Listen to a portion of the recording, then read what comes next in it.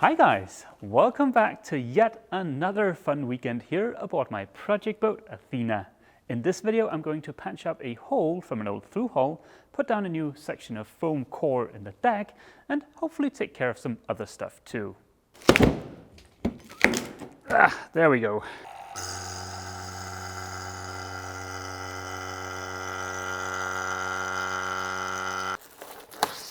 With that quick sneak peek of what's coming up in the next 20 minutes out of the way, let's head up and check out the progress I've made since last weekend. I've put down the next section of foam. That's the stuff you see right here next to me. If you're wondering what's up with the gravel on top of the foam or the small stones, well, those are the stones of failure. Failure to pull a vacuum. As you might recall, last weekend I tried using vacuum to clamp the foam and the bottom skin of the sandwich construction together without putting any weight on top of the foam. I failed last weekend and I failed at this second attempt too. I'm starting to think that maybe Andy from Boatworks today is correct when he says I should forgo the sexiness of using the vacuum pump for the simplicity of just weighing down the foam with some stones, because like I mentioned in the last video, I am fast running out of time here inside this awesome shed, and I do need the deck to be done before moving out of here.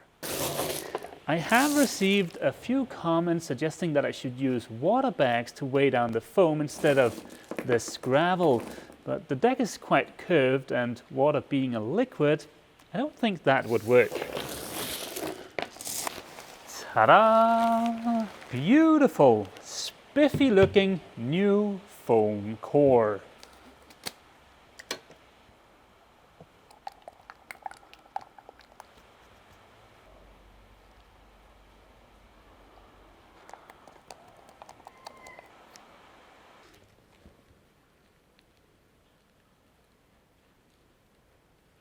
With the tiny cracks in between the foam and the plywood filled in, I'm just going to leave this area alone for now, but we'll come back to this later today. Now let's talk holes. Holes in fiberglass hulls, like this one right here for instance. As most of you guys know, fixing boats is not my day job, although that would be a lot of fun. But because I'm not a professional at this, before I take on a new type of job, I do a tiny bit of research, and patching a hole like this below the waterline is a great example of that. If you're wondering what's covering up the hole here, that's just a bit of vacuum tape and some plastic because I dried out this area of the hull using my DIY hot vac type setup. But, yeah, let's just go ahead and remove this vacuum tape. Patching a hole like this one from an old through hull is not rocket science. Anybody can do it. But like I mentioned, it is a repair below the waterline, so a bit of research is certainly not a bad idea. I've successfully patched a couple of holes below the waterline before aboard old lakes, so the process is no longer new to me, but I wanted to share a great resource with you guys for some ideas on how to fix potential issues aboard your boats. West System puts out this book. It's called Fiberglass Boat Repair and Maintenance. I'm sure some of you know it already. It's available for free on their website. It's a PDF you can just go ahead and download. I'll throw a link for this in the description. The process I'm about to show you is the process that's outlined in this book for patching up machined holes. So if you'll kindly flip to page 137, we can go ahead and get started. On page 137, you'll find this diagram. And by the way, please note my 406 encrusted pointy thingy. I thought it'd only be fitting. The procedure for patching up a hole is determined as a function of the risk involved in case the repair should fail and the ratio between the thickness of the laminate and the size of the hole. To put it another way, on the y-axis we have how bad it would suck if the repair failed, and on the x-axis we have a small hole with a thick laminate over here versus a larger hole in a thinner laminate over here. The hole in question here aboard Athena is pretty dang big considering the thickness of the laminate, so we're over here somewhere. Then there's the fact that the hole is below the waterline, and if the repair failed, it would suck more than I can put into words. So we're up here in the high risk area, and that brings us to example number 8. And wouldn't you know it, I've got example number 8 right here. This actually comes eerie close to what I'm trying to do. They've got a hole from a seacock. In their example, it's a 2-inch hole, or 50 millimeters. Now my hole is 35 millimeters, so just a little bit smaller. Their laminate is half an inch thick, or 12 millimeters. My laminate is 9 millimeters thick. So yeah, this is basically exactly what I'm trying to do. There is quite a lot of text there, but I can sum up most of it by saying that it's just a matter of grinding a 12:1 bevel on the outside of the hull and on the inside of the hull. In the example, they're using an epoxy puck in the middle of the repair, but as those of you guys who like skinning cats know, there's more than one way to do it.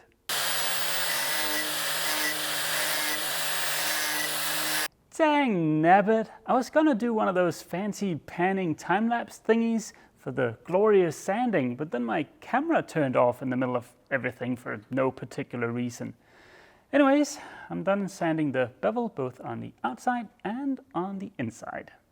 This is the inside of that hole. As you can see, it's here inside of a locker and it's too cramped for me to do any kind of filming in there.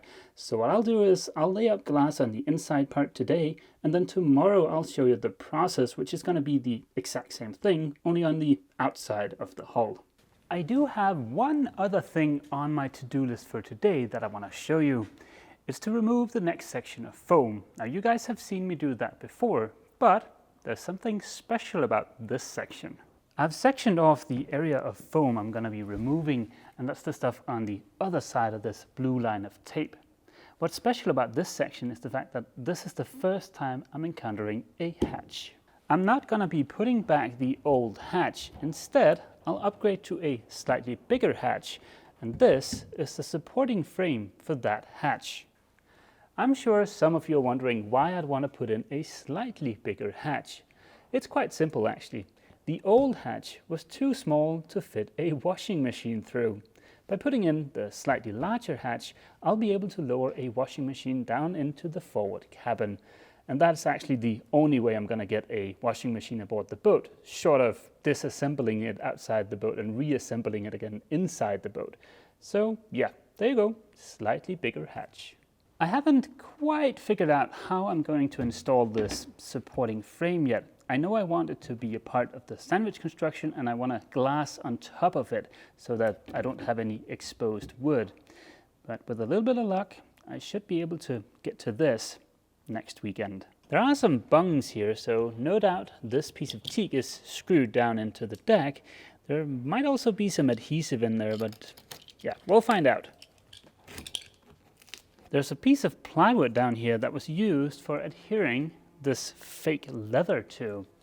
Let's see if we can remove that.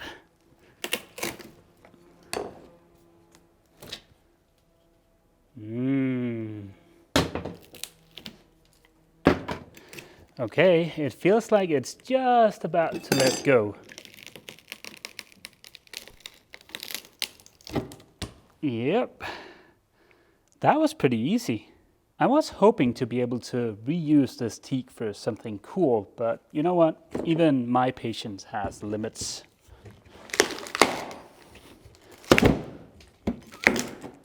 There we go. Look at that, it's still intact. Awesome. It looks like the core here is plywood rather than foam. I was kind of expecting that to have some support for the hatch, but it'll be interesting to see how far out this extends.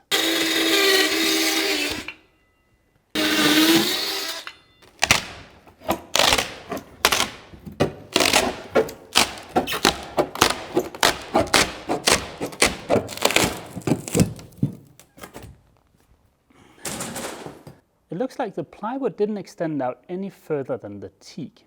Now there's just a small matter of the foam.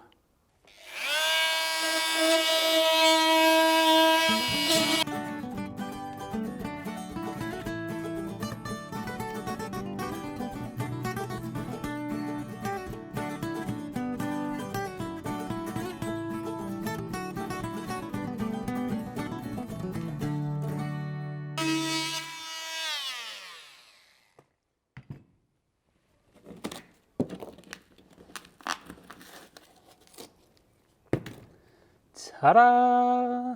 No more old foam.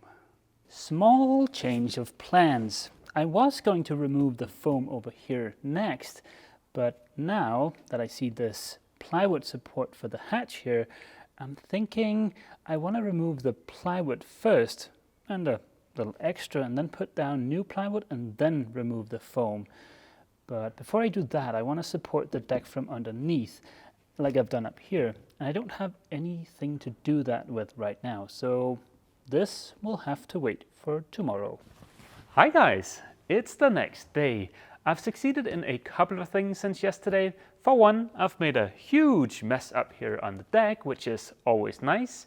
I've also removed a section of foam here around the hatch, and I've been able to do that because of something I've done down below. As you can see, I've now got a bit of reinforcement in place here underneath the deck. I don't know if this is strictly necessary, but I feel a lot better with this in place. Depending on what you do for a living, this might seem overbuilt or underbuilt to you. I don't know, I'm just a software guy, but I think this will do its job, which is just to make sure the deck keeps its shape. Today I plan on cutting the plywood reinforcement that will sit here around the hatch. I was also hoping I could adhere it in place today, but the bottom skin still seems just a little damp to me. I better hold off until this is fully dried, but let's see how it's doing later today. Before I get to any of this, let's pop down and take a look at that hole. As you can see, the laminate I laid up on the inside of the hull has fully cured, so I can now move on to the outside of the hull. And I've already moved the vacuum pump down here. Before laying up the fiberglass on the inside, I taped over this area. This hole is small enough that I could get away with just a couple of layers of tape and still have a nice flat surface that isn't sagging. Now I'm just going to use a bit of plastic to give me the rough shape of the fiberglass patches I'll need. This is the fiberglass I've picked up for the deck. It's 450 grams and it's biaxial. I figured patching up a few smaller holes would be a good way to get some experience using this stuff. So I'm just going to go ahead and cut some patches for that repair. I should have plenty of glass here. I've already sanded the surface and given it a quick wipe with some acetone, so now I'm just going to wet this out and start laying up glass. This is the first time I'll try using a vacuum pump for a repair like this. And I have read that the vacuum does compress the glass a little bit, which makes sense. So I've just cut plenty of glass, and any excess will be easy to sand off when it's this small of an area. My fin roller has mysteriously gone missing, but I don't think that's a big issue because the vacuum should take care of any air bubbles in the new laminate. All the glass is on there and it looks pretty good. Let me stress the fact that a vacuum pump is in no way required for a repair like this. I just like trying new stuff. First up is a layer of peel ply. Then some breather cloth. Then an infusion spiral. A bit of vacuum tape, and then we should be ready to put some plastic on top of this. Okay, I've got the plastic on there. Now, using a vacuum pump for a repair like this does certainly add a little bit of fiddliness to the whole thing, but hey, where's the fun in not trying new stuff? And then this connection here just gets sealed up with a little bit of vacuum tape. There we go. Now let's turn on the vacuum pump.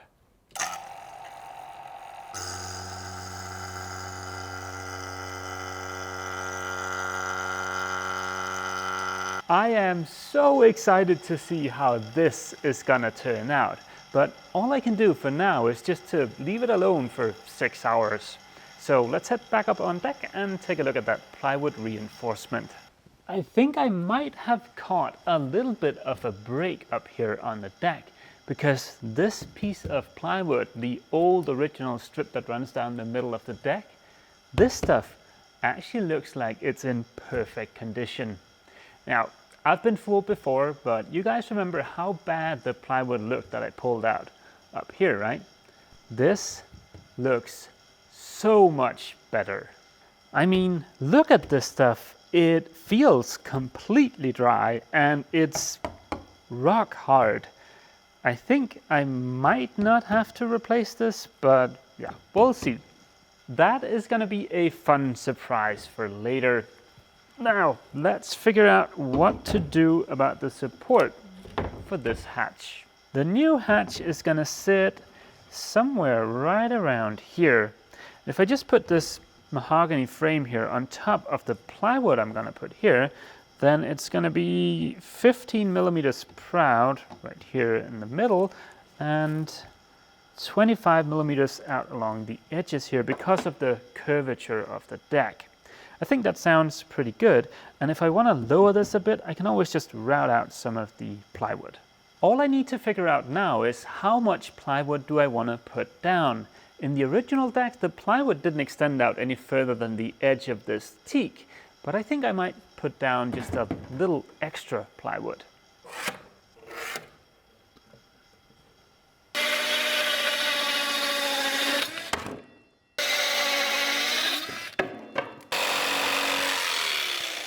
Something like this. As you can see, the plywood extends out beyond the mahogany frame by about yay much.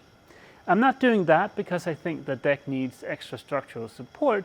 I'm doing that because I think it's going to make my life a little easier in a few weeks. The plywood is 2 millimeters thinner than the new foam I'm putting down. So that means even with the foam in place, I can still add a couple of layers of glass to this and still be flush with the foam. So I can take care of this before glassing the rest of the deck, and this will still be nice and flush. I know this still looks a little rough. I still need to sand the plywood and round over the corner here on the mahogany frame, but I actually think I'm going to leave this corner like this until I'm done putting down the plywood, because it's always nice to have a square corner to measure from.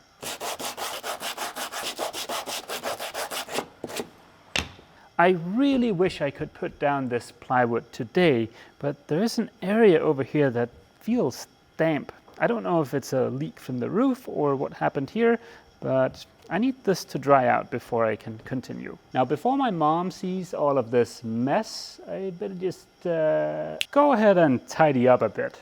Ta-da! I think it's just about time I can go ahead and shut off the vacuum pump.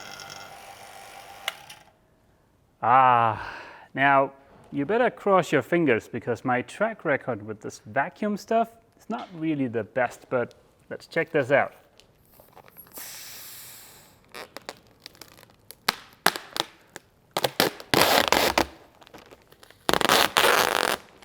Whoops, oh no, not quite yet. I'll leave the peel fly on there for another few hours. The epoxy is still a little tacky and I don't want to tear up the fiberglass. While I wait for that epoxy to cure, which we all know is just a slightly cooler version of watching paint dry, I thought I might show you another couple of things. So for those of you playing along at home, this is the new hatch for the foredeck. This is made by a company called Vetus, or at least that's how I think you pronounce their name. And this is their 6363 model, and dimensionally it's an exact copy of the Lumar 70 hatch, only just slightly cheaper. The next thing I want to show you is not really something I can show you, but it's an update on the tow rail. I've gotten a quote for some tow rail, the exact same kind as the one that's on there now, and that quote is for 2,200 British pounds, plus VAT, that's an additional 20%, plus 500 to 700 pounds shipping. For my American friends, that adds up to exactly a shit ton of money. I am going to replace the tow rail because, as you can see, it's awfully corroded, and I just don't think it makes sense to pull this off the boat and then put it back on again when it's in this kind of shape. I'm crossing my fingers I can find a better deal than that first quote, and I've got a few leads, so hopefully in a couple of weeks I can give you an update on that. The good news is that the repair pretty much matches the curvature of the hull, so the amount of glass was almost right. But this looks a little bit odd to me. I'm just gonna take a grinder to this and see how it looks underneath the surface. Whoops, I forgot to turn on the vacuum. Huh. What do you guys think? Does this look like a good repair?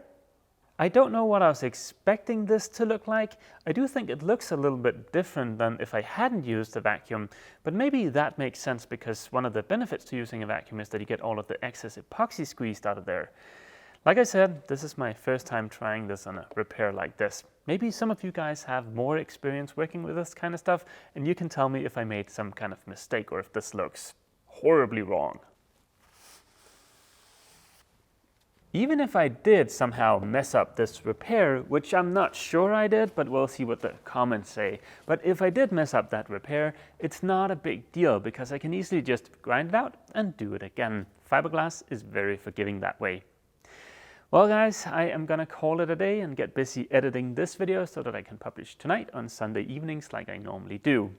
Hopefully next weekend I'll be able to show you the area around the hatch completed. That means the plywood is going to be in place and the foam is going to be in place, but we'll see.